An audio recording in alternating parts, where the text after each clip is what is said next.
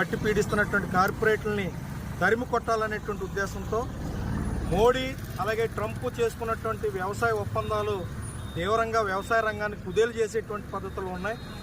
అలా వ్యవసాయ రంగాన్ని కాదు, వాణిజ్య ఒప్పందాలు మొత్తం ఈరోజు కార్పొరేట్లకు అనుకూలంగా పేదలు, రైతులు, వ్యవసాయ కార్మికులకి చాలా ఇబ్బంది కలిగించేటువంటి పద్ధతుల్లో ఈ ఒప్పందాలు ఉన్నాయి. వీటిని రద్దు చేయాలని చెప్పి ఏదైతే మోడీ ట్రంప్ చేసుకున్నటువంటి ఒప్పందాలు ఉన్నాయో వాటిని దగ్ధం చేయాలనేటువంటి కార్యక్రమం ఈరోజు ఫిట్ ఇండియా ఉద్యమం నాటి ఉద్యమాన్ని పూర్తిగా తీసుకుని ఈరోజు కార్యక్రమం చేయడం జరిగింది. ప్రధానంగా మోడీ ప్రభుత్వం వ్యవసాయ రంగానికి, రైతాంగానికి ఇచ్చినటువంటి హామీలు ఏవైతే ఉన్నాయో వాటిని అమలు చేయాలని చెప్పి కోరుతూ ఉన్నాం.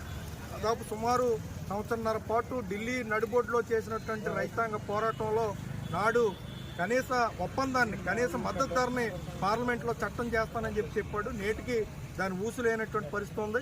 ఈరోజు రైతాంగానికి ఎరువులు కానీ, పురుగుమందులు కానీ అందుబాటులో ధరల్లో లేనటువంటి పరిస్థితి ఉంది. యూరియా తీవ్రమైనటువంటి కొరతగా ఉన్నటువంటి పరిస్థితి ఉంది. ఆక్వా రైతులు బెంబోలు ఎత్తిపోతున్నటువంటి పరిస్థితి ఉంది.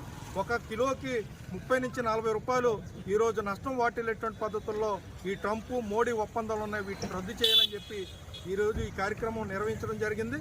రాబోయే కాలంలో రైతు సంఘాల సమన్వయ సమితి, ప్రజా సంఘాల ఆధ్వర్యంలో పెద్ద ఎత్తున ఈ మోడీ ట్రంప్ విధానాలు రద్దు చేయాలని చెప్పి పోరాటాన్ని ఉధృతం చేస్తామని చెప్పి ఈ సందర్భంగా కేంద్ర ప్రభుత్వాన్ని హెచ్చరిక జారీ చేస్తాం.